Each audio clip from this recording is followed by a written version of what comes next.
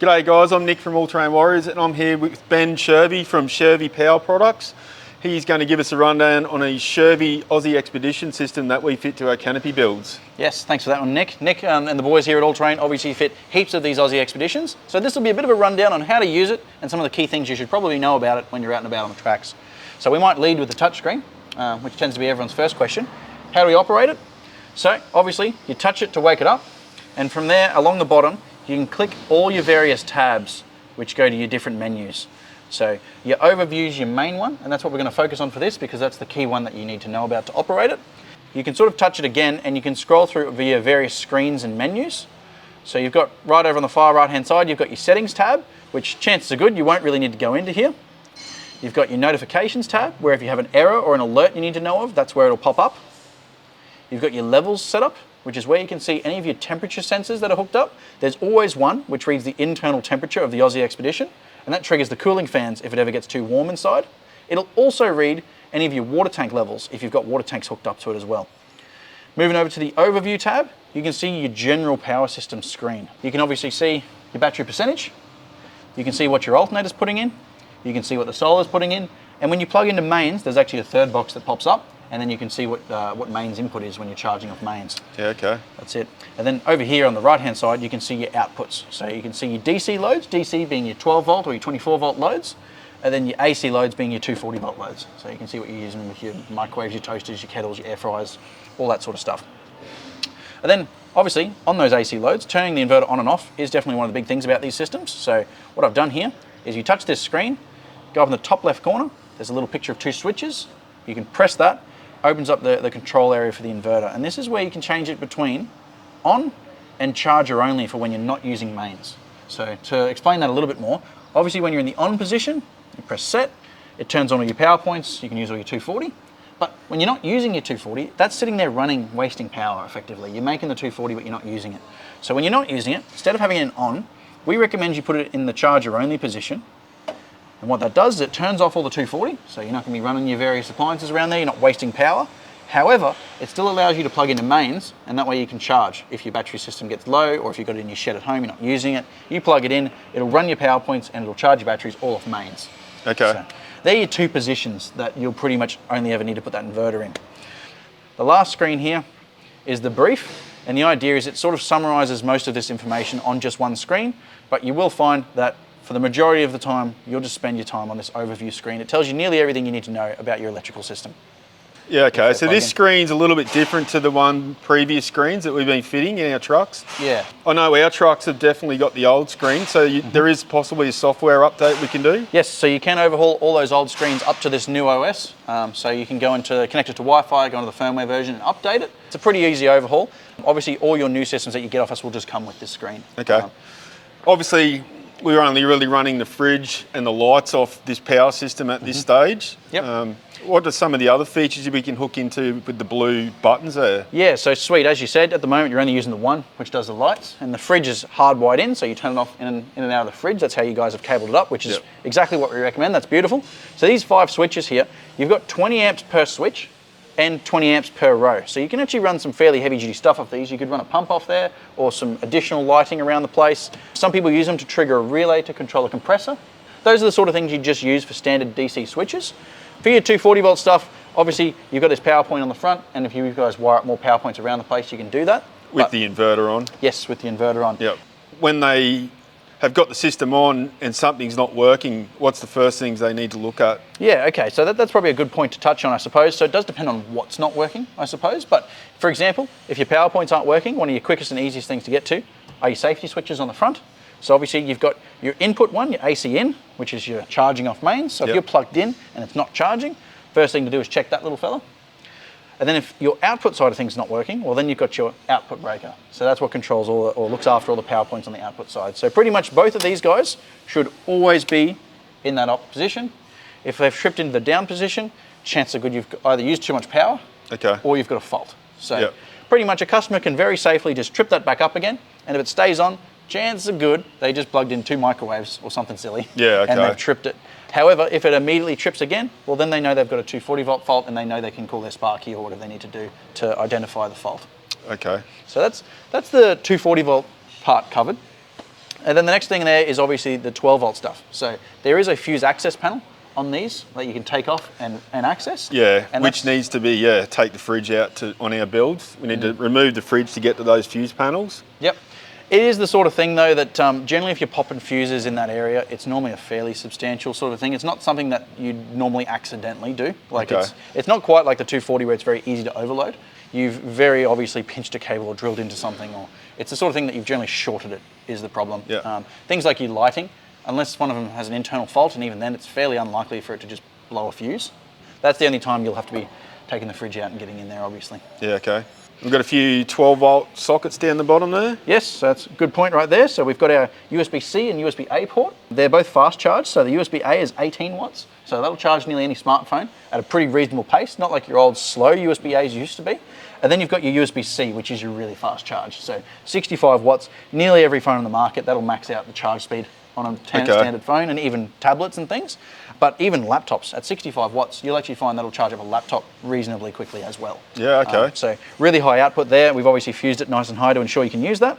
And that's got a simple push button for power. So flip her up there, press the little button on the front, she lights up blue. It's on. Good to go. And then just below that, we've got yourself a standard cigarette socket.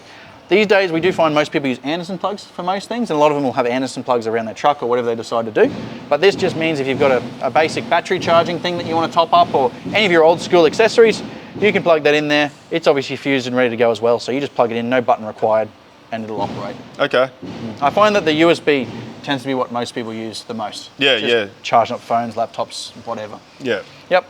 Then basically we've just got our fan vent, which you just can't cover, and there's a fan vent on top, which you guys have left room for, and that'll kick on automatically. Customers don't have to touch anything or do anything. It's fully automatic. They can just use the power, keep an eye on your battery percentage from here.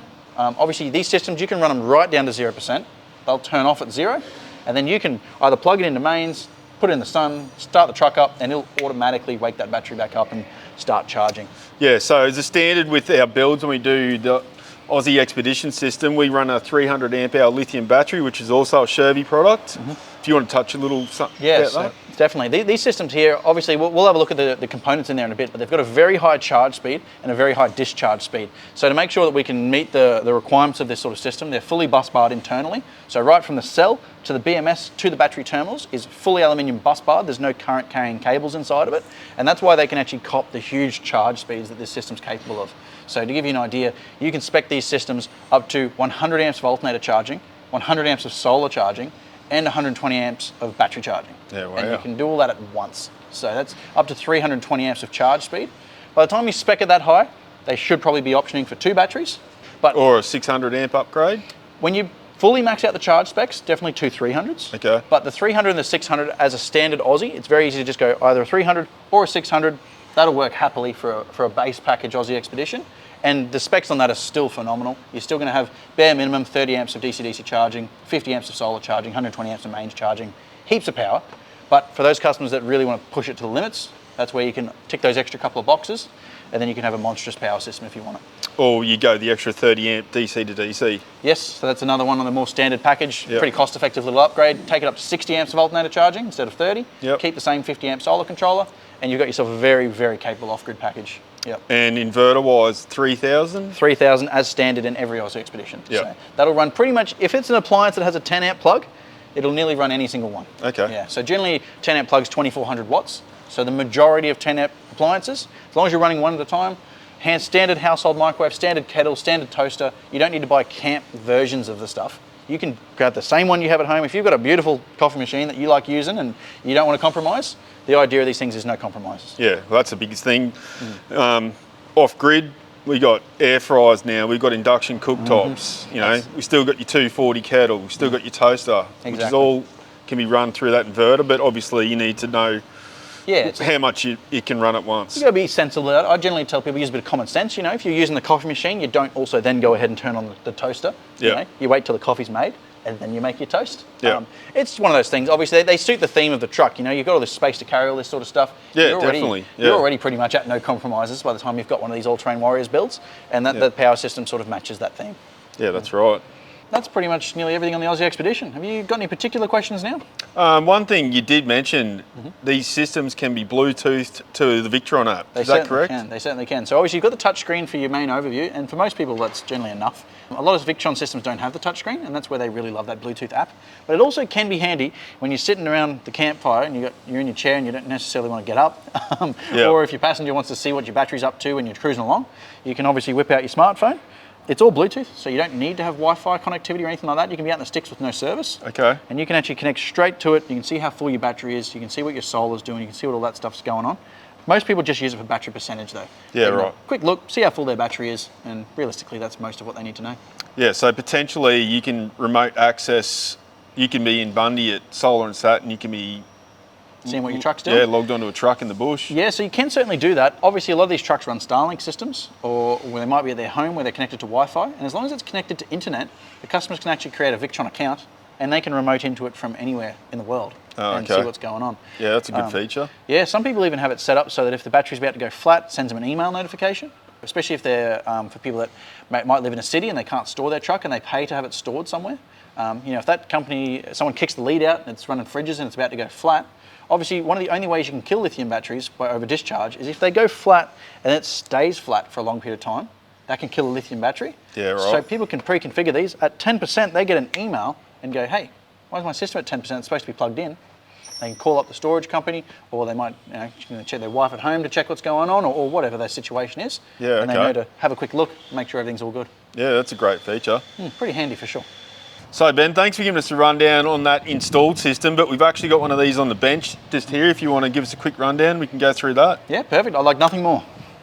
So what do we got here, Ben? This is the brains of it all. Certainly is. So we've got all the Victron gear, obviously best in class. Victron's fantastic quality equipment, perfect match for these trucks. We've got the Victron MultiPlus 12 3000 inverter, so that's that 3000 inverter we were talking about.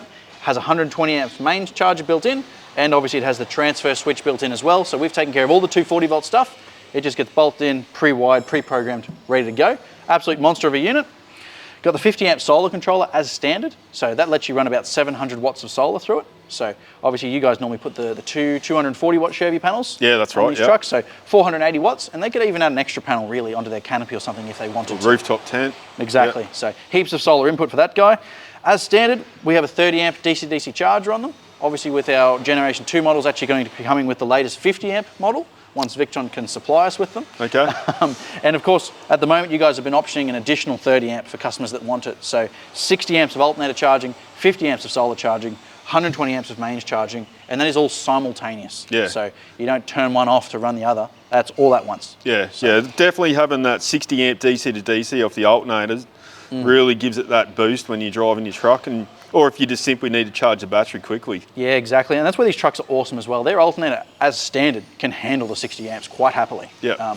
Obviously, they start talking the 100 amp option, they'll need to be thinking about alternator upgrades and whatnot, but as 60, they can just plug it in, ready to go, and you're charging way quicker than a typical ute can normally handle. So, yeah, okay. Pairs very nicely with these trucks. So we've also got some fuse access panels here. Yes, so top one here, this is where your major component fuses are, as well as your little blade fuses that run the cigarette sockets, the USBs. They're in there, they're labelled. We'll take these off in a moment as well and show the customers what they're all about. You've also got your charging fuses as well. So you've got your DC-DC chargers, your solar controller, all that sort of stuff up in there, labelled, MIDI fuses, and there's spares included in these systems as well. Oh really? So, I didn't know that. Yeah, well there you go then. So you actually take that lid of that fuse cover off, and we've already put in the spares that are sort of already sized. So if you've got an 80 amp fuse on your solar circuit, for example, we've already included an 80 amp fuse on the lid. Okay. So if they're on the tracks and they've just taken delivery of this truck and they haven't got a spare parts bucket yet, they can just open it up, there's their spare fuses, change it over, gets them out of trouble. Okay. And they can just replace that when they get back to base. And what about down the bottom there? Down the bottom pretty much only has one major fuse. Actually, sorry, I say it has two fuses. It's got your main battery fuse, which obviously feeds the inverter. Yep. If you've blown that, you're either absolutely using monstrous amounts of power, or there's been a short circuit somewhere sort of cooked major. it somewhere. Yeah, so realistically, it's very unlikely that some one of these will go. Okay. But it is possible, so they're in there. And the second fuse that's in there feeds this whole switch panel. So it's 175 amp. The battery fuse is 300. So fairly substantial fuses. They've done something pretty major if they've popped one of them. Yeah. So realistically, there's no spares for those in there. We normally suggest people carry a spare battery fuse just in case. Yep. But yeah, if one of them's popped, they should probably be giving you a call or giving us a call. Okay. So how do we actually get the power into the system? Well, that's the next thing, isn't it? It's all good to make all the power. Let's talk about using it. Yeah, righto. So around the back here. So we'll get the ones that are automatically used up out of the way first. So obviously we have this blue plug here. They're all genuine Andersons too. So this blue plug here for your solar input. We've cabled it up on 13mm squared, so customers can run panels in series, parallel, whatever configuration they want. They plug that one straight into there. And then we have either 1 or 2 red Andersons, depending on how many DC to DC charges they have. Okay. Now, that was a design choice we did just for redundancy purposes, rather than just having one massive plug that's sort of hard to get a hold of or whatever. 2 separate plugs means each DC-DC has its own feed, and that just covers you in the event of a fault. You know, you've still got one, you're not going to lose both. Yeah, that's right, yeah. So solar, DC-DC, DC-DC. Some trucks potentially have 4 grey Andersons instead, if they haven't obviously optioned for the additional DC-DC charger. Those 4 Andersons, or 3 in this case, because it's a dual DC-DC model, they're fused at 60 amps combined. So customers can run 60 out of any one of them, or 60 amps total. Okay. So in terms of running fridges and stuff like that, you'll never hit 60 amps. Yeah, which is how we power our fridges through the Anderson plug. And heck, if you ran out of it and split it into a double adapter and ran 5 fridges off it, they'll handle that fine. Yeah, okay. So, obviously you wouldn't put a compressor or anything like that into that. 60 amps is probably a bit light on for a compressor. Yeah. And that's where our miscellaneous access port is. So right now, obviously we've got our 240 extension lead coming out of it. It's obviously cabled up like an appliance, so they can just plug in and that'll charge it up. But it also is open for, 1, the big battery cables. We spec 95mm squared cable as standard. So big red cable, big black cable, onto the shunt and the fuse block, which we'll show off once we take this front lid off. So they can just feed them in there. And then obviously we've got a whole bunch of extra space, and that's where they can hardwire stuff. Okay. So if they had, for example, that big compressor I was talking about, they can go straight up to our big fuse block up there. And if they want to wire up a compressor that pulls 100 amps, it's cabled to allow them to do that. Okay. So you can run some monstrous loads through there, or even just for customers that might have a bunch of accessories, you know, a whole bunch of fridges that they don't want to put on plugs, they want to hardwire them, a bunch of lighting, they want to feed some power to their cab, put some plugs on the rear of their truck. You know, these trucks are endlessly customizable, and that's why there's this big hole here. They can just run a big loom out of there and cable up as much as they want. And that's the thing, like, because there's so much space in the trucks, so many people want to fit so many different accessories. Exactly. And, yeah, you know, you've got the room to do it, you've also got the power system to do it. Exactly. As you've probably already seen, all your builds are so unique, every customer has their own idea in mind. So we've left that there so that they can customize it as much as they want. Yeah, okay. And you don't need a 240 electrician? No, so the purpose of these ones is, as standard, they come with just a plug on there as an appliance, so they can just plug straight in and use it. It's already pre-cabled, it's on breakers, it's ready to go. Okay. If obviously they want to have an inlet or additional power points around the place, now you obviously have to get your Sparky involved. Obviously, as soon as you put an inlet on the side, it becomes a connectable installation, and of course you come under a different compliance setup, and that's something you should definitely be talking to your electrician about once you make it more fixed like that. Okay. No, that's great. That's some really good features on these units, and by far this is the one we definitely fit the most of. Yeah, it seems to tick all the boxes for our clients. Pretty much, I would say this covers nearly 95% of use cases. Arguably could be overkill in some scenarios, but I've never once had anyone tell me, Ben, I wish I had less power. Yeah, that's right, yeah. But then the 5% that need more than that, you've got options for bigger batteries, and like I said, the 100 amp alternator charging option. Pretty much you can spec them as high as you need to. Yeah, and you did touch base, there is some new chargers coming out soon from Victron? Yes, so at the moment you've obviously been picking the 12 or 24 volt version depending on the customer's truck. Obviously you can get trucks that have a 12 volt starting battery bank and a 24 volt starting battery bank. The new Orion XS 1400 has been released, but obviously with limited stock, and the amount of these that we move, limited stock doesn't last very long. Yeah, okay. So you'll very easily be able to get a hold of those soon. They'll work for 12 volt or 24 volt trucks. Yeah, right. Which will be very convenient, obviously. And then they'll have an option for a 50 amp and 100 amp alternator charging system. Okay. So very quick charging. Obviously, if you're looking at the 100 amp version, that's when we need to be talking about alternator upgrades though. So it becomes more of a conversation to have there. Yeah, definitely. All right, we might take this front lid off and we can start talking about some of the more intricate details of it if you like. Yeah, definitely. So Ben, you just removed the fuse cover panel. I've been lucky enough never had to get in there to have a look at these fuses, or I've never blown one. But that's the dream. What do you got on the back of that there? Yeah, mate, so this is something we've been doing on more of our recent models. Obviously, as you know, you get a handful of manuals with these kits, and it has all your passwords for all your Victron gear. We've also started sticking them all on the back of this as well, though. So, oh, yes, you haven't got to worry about If they lose paper copies. Yeah, exactly. I don't know. If you're like me and you don't read manuals, this means if you throw them out or whatever, you've got a copy of all your passwords and stuff. I won't show you this too close to the camera, so they don't have the passwords for this one. But pretty much they're all on the back of there. If they ever need it in an emergency, they can take it off. There's the passwords. All run through the Victron app? Correct. Yes. Okay, so... exactly, and if you ever need a serial number, heaven forbid they did have a problem or a warranty or whatever on any one of these Victron components, obviously Victron has a nationwide network of dealers. They can go straight onto here and go, okay, my serial number for my solar controller that's playing up or whatever is this. Makes it very easy for them to get help. So that's all on the back of that access panel. Then coming into the board itself, so we might start with the bottom one because it's the most basic. As I said before, this is where you've got your main battery fuse. It's a big mega fuse. And on some of your later versions, you also have your main fuse for this switch panel up here. But basically, you can take that off, replace a mega fuse if it blows. I've actually never seen a customer blow one of these before. Okay. But that's your major fuse that protects everything. If that blows, it disconnects your battery from the system. So potentially stopping your fire. Yeah, well, if there's a big short circuit, as probably most people already know, with any sort of electrical system, your major cause of fires or big faults like that is actually wiring. Yeah, that's right, yeah. It's not like a battery's not just going to go, that generally doesn't happen. It's mostly because there's a short circuit somewhere, it's not fused properly, it's a bad connection, and obviously that there is your biggest cable that feeds your inverter. So if there's a big short circuit one way or another, that's where you'll find those fuses. And if they overdraw or overcurrent, there's an overcurrent scenario on this big fuse block up here, it obviously protects the main cable that feeds that. So they're your two critical fuses. Like I said, I've never seen them blow before, but you need to have them, and that's where they are. Okay. This one here is probably where if you were going to have a fuse blow, it's probably more likely to be this one. It's where we've wired nearly everything in this entire box. So up in here, I'll unclip it all, take the front cover off. On the front, we've got our labeling. So obviously we've already pre-filled all the ones we've used. However, there are some blank spots for if the customer, if they go wiring more stuff up to this fuse block, they can write on what it is.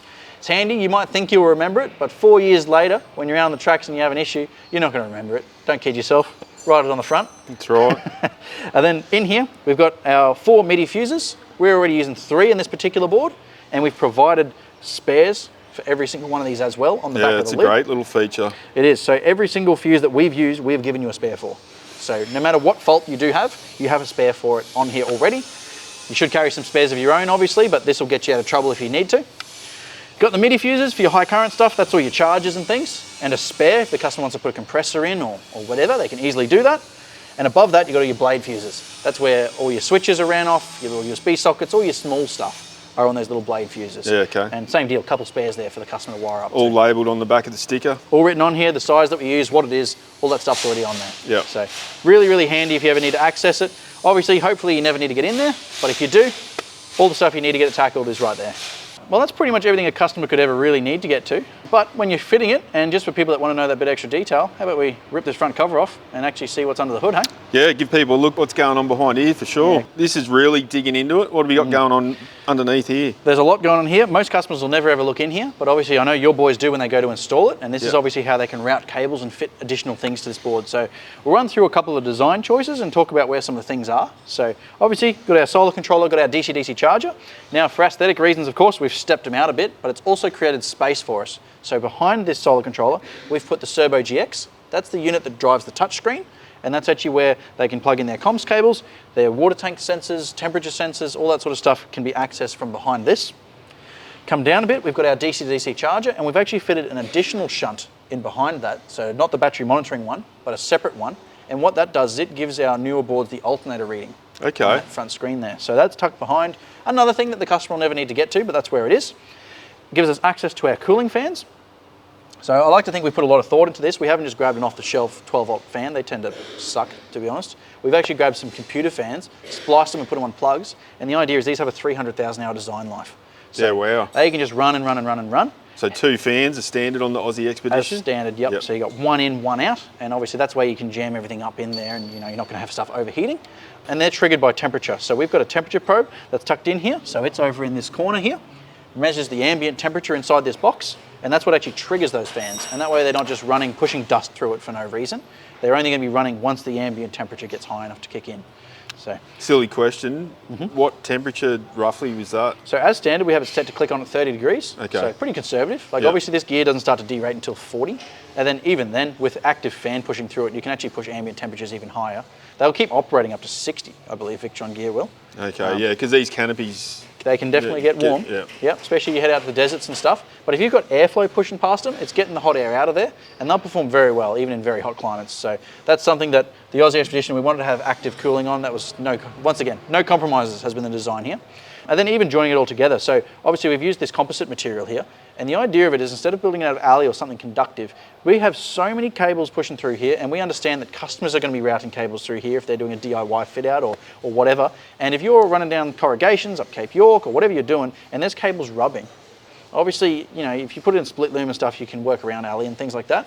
But by making it out of this, it just means it's very, very user-friendly in the sense that even if they don't route their cables 100% spot on, they can chuck it in here, and if it rubs on something, probably worst case scenario, even if it rubs to copper, you're not actually going to have a short. Okay. So that's just one of those sort of safety things that we've sort of had in mind. Yeah, it makes sense, doesn't it? Yeah, well, exactly. So that's why it's made out of that. It's really lightweight, it's rot-proof, it's self-extinguishing, it's fire retardant. You know, it's pretty much as far as the design principle, we just didn't really want to work with alley. So that's why we did that there. And then moving along, I suppose, we've obviously got our inverter charger, which we've pre-cabled up to the main battery fuse and the shunt. And this is actually where they'll feed their big 95mm squared cables into. However, they can actually run up to 120mm squared, and that's where they can put their battery a long way away if they wanted to. Okay. These are made for the battery to be relatively close, and that's why we spec 95mm. But once again, the idea is they've got options. So they can be pretty flexible in that regard. We've routed our cables up in, and then up in the sort of front area, this is where we've got our pre-wired switches. So we've already wired up the lighting for them, the negative for them, and fed power into them. And then we've got these Wago connectors. They're obviously automotive rated. You can click these fellas up, feed their cable in, click it down, and obviously they're done. Okay. When you're crawling around the back of a canopy and you're hunched over like this when you're wiring it up, your installers will appreciate these, I promise you. Yeah. Just above that, we have our negative bar. So if a customer wants to hook up some lights and stuff themselves, they feed their cable in, they route it wherever they want to route it, positive into there, negative onto there, job done. Yeah. Exactly. If they want to hardwire stuff, well, they can come in. They can either come up the front here or up in behind. The nice thing about this panel is even if they aren't necessarily an artist when it comes to running the cables over, like some of our boys are, then they can run their cables wherever they want, tap it on the fuse block, lid goes on, and obviously it keeps it looking nice and clean and protected. Yeah, so you've really done a good job of trying to make this as user-friendly as possible. That's been the idea. Obviously the Victron stuff, it's fantastic equipment, but obviously there's a lot to know in terms of cabling it, there's a lot to know in terms of communications, and then the biggest thing that people tend to miss or bugger up is the programming. So you go through it, you've got to set everything to lithium, which is fine. That's probably the easiest part of it. But then with the DC-DC chargers, you've got engine shutdown detections, input voltage lockout settings, all that sort of stuff. You've got to calculate the voltage drop to your truck's starter batteries. The multiplus, you need to plug a laptop in to program it. It's not just on your smartphone like all the other gear. The servo jacks, you've got to dial it all into suit. That's all done. Everything's done. They just plug it in. Yeah. So, you know, a lot of these guys have their auto sparkies or the electricians they've known all their lives. They can plumb all this stuff in. They don't need to understand how the programming works. They need to know everything about lithium. They just hook it in, turn it on. Yeah, that's awesome. Yeah, that's the idea. It takes the hard work out of it, but lets them do the fun bits. Hooking up the lights, hooking up all their electrical appliances and stuff. So we've tried to make that as easy as possible. No, that's great. So Ben, thanks a lot for giving us a rundown on your Aussie Expedition system. No worries at all, Nick. Thanks for having me, mate. Yep, we got some technical questions. Customers can ring you guys direct? Yeah, so our Shervey phone number, if any of your customers that have bought a truck and they have this system in it, they can call us directly. They can ask about the system, batteries, panels, any questions they want. They can just call us directly if they want to. Awesome. Thanks a lot, Ben. No worries, Nick. Thank you.